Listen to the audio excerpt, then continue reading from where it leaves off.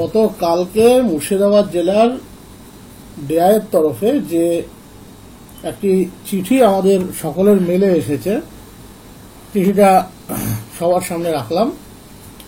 Collection of appointment particular of all approved teacher of the state, এবং পুরোটাই একটা court related matter, যেটা নিয়ে কোনো মন্তব্য করা উচিত নয়।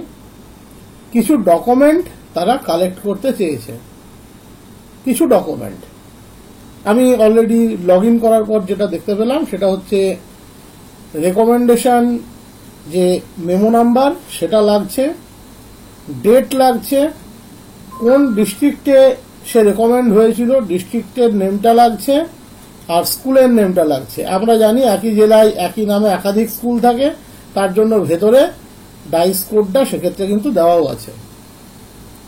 তারপরে যেটা লাগছে অ্যাপয়েন্টমেন্ট লেটারের মেমো নাম্বার, অ্যাপয়েন্টমেন্ট লেটারের ডেট।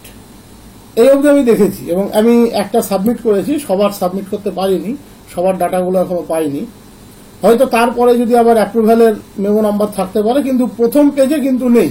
প্রথম পেজে এইটুকুই লাগছে, যেটা আমরা এসওপিতে দেখলাম যে একটা অ্যাপ্রুভ্যাল মেমো নাম্বারের ব্যাপার আছে, তো সেটা কিন্তু ওখানে আমি প্রথম পেজটাতে দেখতে পাইনি।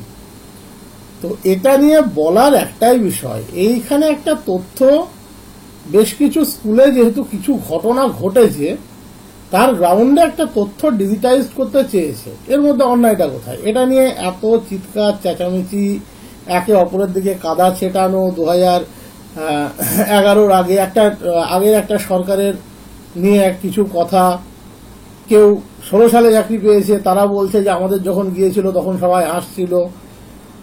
এগুলোর কোনো সত্যি করে মানে নেই। যদি তথ্য ডিজিটাইজড হয়, সব থেকে বেশি লাভবান হয় কিন্তু শিক্ষকরা। একটা সময়ে যখন 2014 লাস্টের দিকে অনলাইন স্যালারির বিষয়টা এলো, কিছু সংগঠন, এবং আমাদের তো শিক্ষকদের একটা সমস্যা হচ্ছে কারণ প্রচুর সংগঠন, প্রত্যেকে তাদের নিজের মতামত রাখে। তো কিছু সংগঠন কিন্তু চিৎকার চেঁচামেচি করেছিল, কিন্তু আলটিমেট অনলাইন স্যালারিতে প্রফিটেবল কিন্তু হয়েছে শিক্ষকরাই। আগে একটা পে স্লিপ নিতে হলে কোনো একজন কারোর দপ্তরে গিয়ে বসে থাকতে হতো, এখন থাকতে হয় না। কোন স্কুলে হয়তো হেডমাস্টার মশাইয়ের সাথে স্টাফদের, সেটা আলাদা বিষয়, কিন্তু প্রফিটেবল কিন্তু আমরাই হয়েছি। এই তথ্য ডিজিটাইজড হলে, যদি আমি ভুল না হই, আমার কোনো ত্রুটি বিচ্যুতি না থাকে, কোনো অসুবিধা হওয়ার তো কথা নয়। এবং যে যে ডকুমেন্টগুলো চেয়েছে এগুলো তো সবার কাছে আছে, রেকমেন্ডেশন লেটার, অ্যাপয়েন্টমেন্ট লেটার। কারোর কিছু সেপারেট ইস্যু থাকতে পারে, তার সমাধানও আছে, কিন্তু এগুলোতে কোনো অসুবিধা হওয়ার কোনো ব্যাপার নয়। এবার কেউ যদি সত্যি করেই রেকমেন্ডেশন না পেয়ে জয়েন করে থাকে, সেটা যে আমলেই হোক, তার চাকরি তো অবশ্যই যাওয়া উচিত। সেটা 2009-এর আগে হোক কি 1999-এর আগে হোক, পরে 99-এর আগে ব্যাপারটা আলাদা ছিল। যখনই হয়ে থাকে তার চাকরি তো অবশ্যই যাওয়া উচিত। তাহলে যারা যোগ্য তাদের তো এসব নিয়ে ভাবারই কোনো বিষয় নাই। আর এটা সম্পূর্ণ ডিফারেন্ট ম্যাটার। এটাকে কেউ কেউ কোর্টের সাথে গুলিয়ে ফেলছে। আর আমাদের এখানে কিছু নিউজ তো আছেই, নিউজ চ্যানেল তো আছেই, বা অনলাইন বুলেটিন তো আছেই, যারা বসেই থাকে এগুলোকে রং মশলা মাখানোর জন্য। যারা লিগালি চাকরি পেয়েছে তাদের প্রত্যেকের রেকমেন্ডেশন লেটার আছে, প্রত্যেকের অ্যাপয়েন্টমেন্ট লেটার আছে। হ্যাঁ, কারোর ক্ষেত্রে হয়তো স্কুল এমসি থেকে দেওয়া, তার এমসির দেওয়া মেমো নাম্বার থাকবে। কারোর ক্ষেত্রে হয়তো বোর্ড থেকে এসেছে, WBSC থেকে এসেছে 16 সাল থেকে যাদের, তাদের সেখানকার মেমো নম্বর থাকবে। এখানে আরেকটা বিষয় অনেকে জিজ্ঞেস করছিল আমাদের এডুকেশন টিচার গ্রুপে, যে নন টিচিংদের লাগছে কিনা। আমি কিন্তু লগ ইন করার পরে নন টিচিং এর পেয়েছি, নন টিচিং এরও লাগছে, মানে তারও সাবমিট করার অপশন আছে। এবং যদি ওভারঅল ফাইনালাইজ বাটন থাকে, সেটা সবারটা সাবমিট না করলে বুঝতে পারবো না, সেক্ষেত্রে কিন্তু নন টিচিং না দেওয়া অবধি নিশ্চয়ই ফাইনালাইজ হওয়ার কথা নয়, বা টোটাল সাবমিট বাটনটা কাজ করার কথা নয়। সাবমিট বাটন ওখানে কিন্তু আছে। তো এটা খুব সাধারণ বিষয়, যে কি কি নিতে বলেছে সেগুলো সবই এখানে দেওয়া আছে। এগুলো পড়ে বলা মানে একজন শিক্ষক হয়ে আরেকজন শিক্ষককে অপমান করা, সেগুলো প্রত্যেকে করতে পারে। আমি প্র্যাকটিক্যাল কথাটা বললাম যে কি কি লাগছে, এইটুকুই লাগছে। এবং আগামীতে যদি আরো কিছু তথ্য লাগে, কারণ আমরা জানি যখনই এসব কিছু আসে তখনই এগুলোকে মডিফিকেশন করার জন্য অনেক অফিসার লেগে পড়েন, তারা এর সাথে আরো কিছু জুড়ে ডকুমেন্ট চেয়ে নেন। কোনো এক জায়গাতে দেখলাম আধার কার্ডও চেয়ে নিন, নিন না, প্রবলেম কোথায়? আমার কথা হচ্ছে যে ডকুমেন্টগুলো নেবেন সেগুলোকে ডিজিটাইজ করুন, Aadhaar card, voter card, PAN card, employee ID সব মিলিয়ে যদি অনলাইন সার্ভিস বুক গভর্নমেন্ট তৈরি করতে পারে, বেনিফিটেড আমরাই হব। কারণ একটা সময় ছিল স্যালারি বিল ডিআই অফিসে জমা দিতে গিয়ে হাজারো কথা শুনতে হতো। মানে 2011-তে আমার জয়েনি, আমি 11 থেকে 14 কথা বলছি। বিশেষ করে যারা new set up junior higher teacher, salary bill জমা দিতে গিয়ে হ্যান্ড ডকুমেন্ট লাগবে, এই ডকুমেন্ট লাগবে, ওই ডকুমেন্ট লাগবে, বিভিন্নভাবে হ্যারাস্ট হতে হয়েছে। কিন্তু জবে থেকে ওএসএমএস এসেছে, কোনো প্রবলেম তো নেই। তাহলে ডাটা ডিজিটাইজড হলে আমাদের কারোর কোনো প্রবলেম নেই। হ্যাঁ, যদি কারোর ইলিগাল চাকরি, চিরকুটে চাকরি হোক, কি পরীক্ষা না দিয়ে হোক, কি রেকমেন্ডেশন না থেকে হোক, সে বুঝে নেবে, তার প্রবলেম। এতে বাকি কোনো হই হই রই রই রবেরও কিছু নেই, 16-র আগে পরেরও কিছু নেই। অবশ্যই 16 সালে যারা যোগ্য ক্যান্ডিডেট আছে তাদের প্রতি পূর্ণ সহানুভূতি আছে এবং তাদের চাকরি থাকবে বলেই আমি বিশ্বাস করি। আর যারা জালিয়াতি তাদের প্রতি এক বিন্দু কোনো সহানুভূতি নেই। সেটা 16 সালের কেন, যদি 13 সালের থাকে তারও নেই, 10 সালেরও নেই, 6 সালেরও নেই। কোনো অডিট রিপোর্টে যদি কোনো উল্লেখ থাকে সেগুলো সামনে আসুক, অসুবিধা কোথায়? কোনো প্রবলেম তো থাকার কথা নয়। যদি অযোগ্য থাকে তার প্রতি কোনো সমবেদনা রাখার জায়গা নেই। তো এই প্রসেসগুলো ফলো করতে বলেছে, যা যা করতে বলেছে আমার তো মনে হলো খুব সাধারণ ব্যাপার। যদি আমি কিন্তু কোথাও ওই আপলোডের জায়গাটা দেখলাম না, মানে অ্যাপ্রুভাল মেমোর জায়গাটা কিন্তু এখনো অবধি দেখিনি। পুরোটা কমপ্লিট করতে গেলে হয়তো দেখতে পাবো।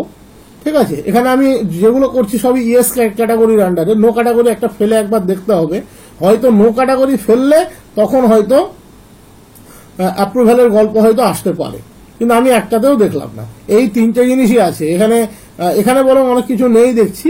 ওখানে একটা এমপ্লয়ি আইডি লেখা আছে, এমপ্লয়ি আইডি, তারপরে দেখলাম ভেরিফাইড কি নন ভেরিফাইড, ডাটার সাবমিশন, তারপরে দেখলাম ওই কি বলে পেন্ডিং আর স্ট্যাটাসটা আছে, আর লাস্টে গিয়ে একটা আপাতত এডিট অপশনটা আসছে, পরে মনে হয় ওটা ভিউ অপশনে চলে যাবে। এই হলো সোজা ব্যাপার। স্কুল এন্ডে এখানে যা যা দেখাচ্ছে যে এসএসসি ডাটা আপলোডিং মনে হয় এটাই ছিল। আর ভেরিফিকেশনের বিষয়টা তো আমাদের এখানে থাকার কথা নয়, ওটা ডিডিও এন্ডে থাকা উচিত। এই যে এসএসসি আর ডাব্লিউবিএসসি ডাটা ভেরিফাই, এটা ওখানেই থাকা উচিত, এটা আমাদের এখানে থাকার কথা নয়। আমার মনে হয় এই সামান্য বিষয় নিয়ে কোনো হইচইয়ের বিষয় নয়। যা যা ডকুমেন্ট চেয়েছে দিয়ে, বরং আরো কিছু চেয়ে নিলে ভালো হতো। যদি বলতো যে রেকমেন্ডেশনের স্ক্যান কপি দিয়ে দিতাম, অ্যাপ্রুভালের স্ক্যান কপি দিলেও টোটালটাকে ডিজিটাইজ করে একটা ডিজিটাইজ সার্ভিস বুক তৈরি করবে, এটাই অনুরোধ থাকা উচিত গভর্নমেন্টের কাছে। কারণ আমরা জানি যখন কোনো রেকমেন্ডেশন পাঠানো হয় তখন আমাদেরকেও যেমন পাঠানো হয়, ডিআই এন্ডেও পাঠানো হয় এবং আদার অফিসিয়ালস যারা থাকে তাদেরকেও পাঠানো হয়। কিন্তু গ্যারান্টি দিয়ে বলতে পারি কারোর কাছে কপি খুঁজে পাওয়া যাবে না। কপি খুঁজে পাওয়া যাবে একমাত্র স্কুলের কাছে আর স্টাফের কাছে। সারা বছর আপনি প্রভিডেন্ট ফান্ড চেকিং করান ডিআই অফিসে, যখনই কোনো আরটিআই আসবে স্কুল থেকে তথ্য চাওয়া হয়। শুধু ডিআই অফিস বলে নয়, এটা সর্বত্র যখনই কোনো তথ্য চাইবে একই তথ্য 100 বার বছরে চাওয়া হয়, সেটা স্কুলের কাছে একই তথ্য 7 দিনের ব্যবধানেও চাওয়া হয়। আমরা দিয়ে থাকি, আমরা জানি কেন চাওয়া হয়, কারণ তাদের কাছে কোনো তথ্য থাকে না। তো স্বাভাবিক, আমরা তো তথ্যের ভান্ডার, আমাদের দিতে কোনো প্রবলেম নেই তো। আর যারা বলছেন যে সম্মানহানি হচ্ছে, সম্মানহানি আমাদের তখন হয় না যখন আমরা গিয়ে একটা গ্রুপ ডি স্টাফের কাছ থেকে কোনো একটা অফিসে দু কথা শুনে আসি। সামান্য আপনি ওই চক্রস্তরে বই নিতে যাবেন, দেখবেন 10 কথা আপনাকে শুনিয়ে দেবে, তো তখনও তো সম্মানহানি হয়। ওটা লোকাল লেভেলে হয়, এখানে গ্লোবাল লেভেলে হচ্ছে। আর সম্মানহানি সত্যি আমার মনে হয় না এখানে সম্মানহানির বলে কিছু আছে। কোনো একজন বিচারপতি কোনো ডাটা ডিজিটাইজ করতে পারে, যে হোক, কোনো অসুবিধা নেই। কিন্তু যারা সম্মানহানি নিয়ে চিন্তিত তারা একটু স্কুলের হেডমাস্টার মশাইদেরকে জিজ্ঞেস করবেন, বা যারা অফিসিয়াল কাজ যায়, ক্লার্ক হোক, তাদেরকে একটু জিজ্ঞেস করবেন যে তারা যখন অফিসগুলোতে যায় তখন তাদের সম্মানহানি হয় কিনা। এই জায়গাটি এতটাই সহজ, স্কুল জায়গাটি, যে এখানে সবাই এর পেছনে লাগতে ভালোবাসে। এ দেশে ভুয়ো শিক্ষকও ধরা পড়েছে 2016-তে, এবং সেটা ব্যাপক আকারে। তার জন্য অনেক প্রশ্ন এসছে। গোটা হাই স্কুলে, এয়ার হাই স্কুলে যেটা হয়েছে মুর্শিদাবাদে, তার জন্য প্রশ্ন এসছে। কিন্তু এদেশে জালিয়াত আইনজীবীও ধরা পড়েছে, এই ভুয়ো এমবিবিএস ডাক্তারও ধরা পড়েছে, আরো অনেক প্রফেশন আছে, নাম করতে গেলে হয়তো অসুবিধা হবে। কিন্তু আমাদের 16 সালের সংখ্যাটা এতটাই বেশি, এবং এটা সামনে এসেছে সব থেকে বড় কথা, তার জন্য হয়তো আজকে তথ্য চেয়েছে। তথ্য দিতে কারোর কোনো অসুবিধা থাকা উচিত না, যদি তথ্যে কোনো গন্ডগোল না থাকে।